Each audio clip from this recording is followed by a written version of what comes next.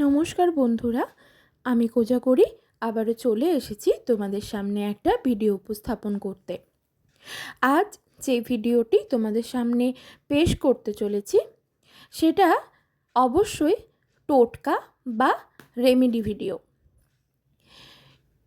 এই যে টোটকা বা রেমেডিগুলি তোমাদের সাথে আমি শেয়ার করতে চলেছি, এইগুলি অগ্রহায়ণ মাস চলাকালীন বাড়ির মধ্যে সম্পন্ন করো, যার দ্বারা বাস্তুদোষ দূরে যাবে।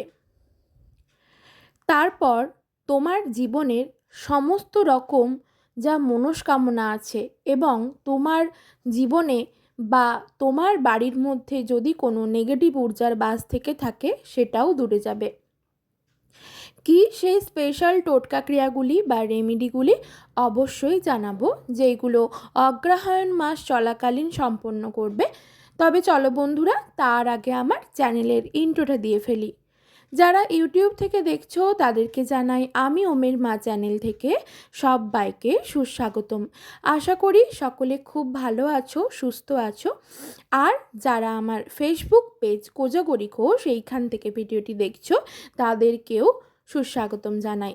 ভিডিওটি ভালো লাগলে একটা লাইক করে দিও, শেয়ার করে দাও চটজলদি আপনজনদের সাথে, আর কমেন্ট করে জানিও যদি কিছু জানার থাকে। অবশ্যই আমি তোমাদের কমেন্টের যথাযথ রিপ্লাই দেবো। তো চলো বন্ধুরা, আর বিশেষ দেরি না করে আসল তথ্যে চলে যাই। আমি ভিডিও শুরুতেই বললাম তোমাদের সাথে যে টোটকা ক্রিয়াগুলি শেয়ার করতে চলেছি সেইগুলি অগ্রহায়ণ মাস চলাকালীন করতে হবে। বন্ধুরা, স্বয়ং ভগবান নারায়ণ বলেছেন মাসের মধ্যে আমি হলাম অগ্রহায়ণ, অর্থাৎ ভগবান বিষ্ণুর অর্থাৎ নারায়ণের সবথেকে প্রিয় মাস হলো এই অগ্রহায়ণ মাস। এই মাসে পুজো অর্চনা তো বটেই, তার সাথে সাথে যে কোনো শুভ কাজ এবং যে কোনো টোটকা রেমেডি যদি তুমি সম্পন্ন করতে পারো ভগবান নারায়ণকে স্মরণ করে বা তাঁর অবতারগুলিকে স্মরণ করে, তুমি 100% সাকসেসফুল হবে। প্রথমেই যেটা বলবো 1 নম্বর, সেটা হলো তোমার ঘরের মুখ্য দরজার পিছন দিকটায় একখানা বাঁশি লাল কার সহযোগে এবং 1 টাকার কয়েন সহযোগে ঝুলিয়ে দাও তোমার বাড়ির মুখ্য দরজার ঠিক পিছন দিকটায়। অর্থাৎ মুখ্য দরজার সামনেরটা, পিছন দিকটা যেটা খুলে ভেতর দিকে ঢুকছো সেই পিছন দিকটায় একটা বাঁশি, অবশ্যই বাঁশের বাঁশি, ঠিক আছে, বাঁশের বাঁশি, সেই বাঁশের বাঁশিকে লাল কাঠ দিয়ে এবং তার সাথে একটা লাল চেলি কাপড় নেবে, তার মধ্যে একটা 16 আনার কয়েন নেবে, দিয়ে ভালো করে গিঁট বাঁধবে। তারপর সেটা ঝুলিয়ে দাও তোমার বাড়ির মুখ্য দরজার ঠিক পিছন দিকে। এর দ্বারা কি হবে বলো তো? কোনো নেগেটিভ অর্জার প্রবেশ তো ঘটবেই না তোমার বাড়ির মধ্যে, তার সাথে বাস্তুদোষও দূর হবে। বুঝতে পারলাম? এই ক্রিয়াটি করে দেখো, 100% ফললাভ হবে। 2 নম্বর যেটা, সেটা হলো তোমার মনকে শক্তিশালী করতে অর্থাৎ স্ট্রং করার জন্য সর্বপ্রথম যেটা দরকার বিজ্ঞানসম্মতভাবে, সেটা হলো বেশি করে জল খেতে হবে। তার সাথে আরেকটা কথা, সেটা হলো যেটা আধ্যাত্মিক কথা, সেটা হলো বা জ্যোতিষশাস্ত্রেও বলা আছে, জল যখনই খাবে গ্লাসে নিয়ে খাবে এবং কোথাও একটা বসে খাবে, হয় চেয়ারে নয় মেঝেতে, কোথাও যেখানেই খাও সেখানে যদি বসার জায়গা নাও থাকে মেঝেতেও তুমি বসে খেতে পারো। এরপর বলতে পারো যে রাস্তাঘাটে ফাঁকা মাঠে সেখানে বসার জায়গা নেই, হয়তো সেই জায়গাটা কর্দমাক্ত এলাকা বা ধুলোময়, সেখানে আমি মেঝেতে বসবো কী করে, জামা কাপড় তো নোংরা হয়ে যাবে। সেক্ষেত্রে ব্যতিক্রম, যখন তুমি বাড়িতে জল খাবে, সর্বপ্রথম যেটাই তোমাদেরকে জানাতে চাইছি সেটা হলো যখন তুমি বাড়িতে জল খাবে, তখন বাড়িতে যখন জল খাবে, আমরা তো বোতলে নিয়ে খাই এখনকার মডার্ন যুগে, এখন কেন অনেক দিন থেকেই শুরু হয়ে গেছে বোতলে করে জল খাওয়া, তো গ্লাসে করে হয় না। যদি সম্ভব হয় গ্লাসে ঢেলে জলটা খাও বসে কোনো একটা জায়গায়, আর যদি সম্ভব না হয় সেক্ষেত্রে বোতলেই জল খাও, একটা জায়গায় বসে জলটা খাও, ঠিক আছে? দাঁড়িয়ে জল খাবে না, এটা কিন্তু খুব ব্যাড হ্যাবিট, ঠিক আছে? এটা খুব খারাপ জিনিস। রাহুর প্রকোপ পড়ে এক্ষেত্রে, জ্যোতিষশাস্ত্র মতে এটাই বলা হচ্ছে। এরপর অগ্রহায়ণ মাস চলাকালীন সোমবার অথবা শুক্রবার দিন এই ক্রিয়াটি করো। সেটা কি? শিবের পুজো করো মনোসংযোগ করে, অর্থাৎ মন দিয়ে পুজো করবে। শিবলিঙ্গে জল অর্পণ করো। কি জল? গঙ্গা জলও হতে পারে বা খাবার উপযুক্ত জলও হতে পারে। যে কোনো একটা জল, দুটো জলের সংমিশ্রণ ঘটাবে না। একটা খাবার জল এবং আরেকটু গঙ্গা জল নিলে এইভাবে করবে না, হয় গঙ্গা জল নাও পুরোটা, নচেত খাবার উপযুক্ত জল নাও, দিয়ে সেই জল অর্পণ করো শিবলিঙ্গে। বাড়িতে যদি তোমার শিবলিঙ্গ থাকে তুমি সেটা করতে পারো ইজিলি, কোনো রকম কোনো অসুবিধে নেই।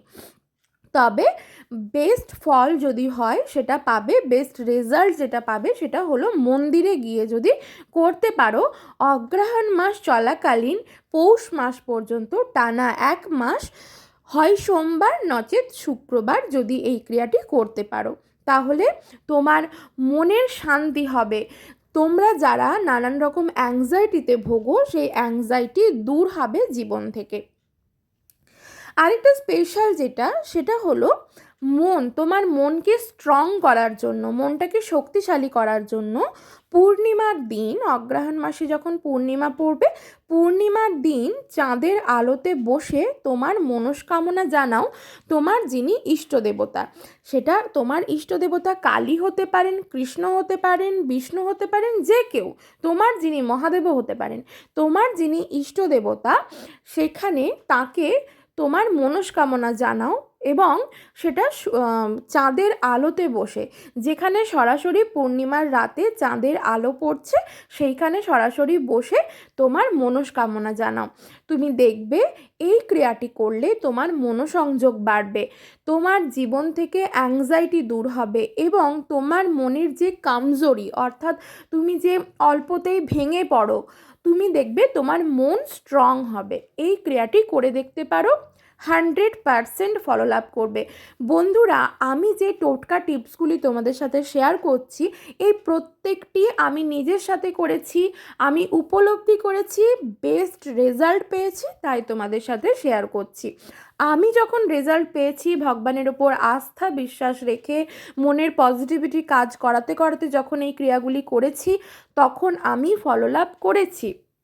বন্ধুরা, একটা জীবনে মানুষকে বাঁচতে হলে অনেক স্ট্রাগল করতে হয়, স্ট্রাগল করতেই হবে, নয়তো তুমি বাঁচতে পারবে না, জীবনে উন্নতি করতে পারবে না। কিন্তু তার মধ্যে কিছু রেমেডি করো, ভগবানের ওপর আস্থা বিশ্বাস রাখো, দেখবে সেইগুলো 100% ফলো লাভ হবে। বোঝাতে পারলাম আশা করি। এরপর যেটা বলবো সেটা হয় দক্ষিণ দিকে নচেত দক্ষিণ পশ্চিম দিকে তোমার বাড়ির ঝাড়ু রাখো, ঠিক আছে? হয় দক্ষিণ দিকে নচেত তোমার বাড়ির দক্ষিণ পশ্চিম দিকে ঝাড়ু রাখো। নয়তো মঙ্গলে, অর্থাৎ তোমার ভাগ্যচক্রে মঙ্গলে অমঙ্গল দেখা দেবে। বাড়ির থেকে যখন কেউ কাজে বেরোবে, ধরো কোনো বাড়ির যিনি আয়কর্তা, যখন তিনি কাজে বেরোবেন, তিনি কাজে বেরিয়ে যাবার পর না, বাড়ি থেকে কাজে বেরিয়ে যাবার 1 থেকে 1.5 ঘন্টা পর বাড়ির মধ্যে ঝাড়ু লাগাবে, ঠিক আছে? তিনি তো বাড়ির আয়কর্তা, তিনি তোমার বাড়িতে লক্ষ্মী অর্জন করে আনেন, মানে অর্থ, লক্ষ্মী মানে অর্থ অর্জন করে আনেন, তাই তো? আর অর্থকে আমরা লক্ষ্মী হিসেবে জানি। তো যখন সে বাড়ির বাইরে কর্মসূত্রে বেরোচ্ছে কাজের জন্য, অফিসে বলো, ব্যবসা ক্ষেত্রে বলো, বাড়ি থেকে যখন বেরোচ্ছে, বাড়ি থেকে বেরোনোর 1 থেকে 1.5 ঘন্টা পর তুমি কিন্তু বাড়ির মধ্যে ঝাড়ু পোছা লাগাবে। কারণ সেই মানুষটি বেরিয়ে যাবার পর যখন সাথে সাথে তুমি ঝাড়ু লাগাবে না, তার সঙ্গে লক্ষ্মীও বিদায় হলো। বোঝাতে পারলাম? কারণ আমরা ঝাড়ুর সাহায্যে অলক্ষ্মীকে বাড়ি থেকে দূর করি। তাহলে লক্ষ্মী বেরিয়ে যাচ্ছে, তুমি অলক্ষ্মীকে প্রবেশ করাচ্ছ, এটা কখনো করতে যেও না। হয় তার কাজে যাবার আগে সেরে ফেলো কাজটা, ঘরের ঝাড়ু পোছা, নচেত তিনি বেরিয়ে যাবার সে পর 1 থেকে 1.5 ঘন্টা পর বাড়ির মধ্যে ঝাড়ু পোছা লাগাও। এইটা একটু মাথায় রাখবে। আর বাড়ির দক্ষিণ অথবা দক্ষিণ পশ্চিম দিকে ঝাড়ু রাখো একদম শুয়ে, ঝাড়ুকে কখনো দাঁড় করিয়ে রাখবে না, ঠিক আছে? এই টোটকা রেমেডিগুলি একদম অগ্রহায়ণ মাস চলাকালীন করো, 100% হাতে নাতে রেজাল্ট পেয়ে যাবে।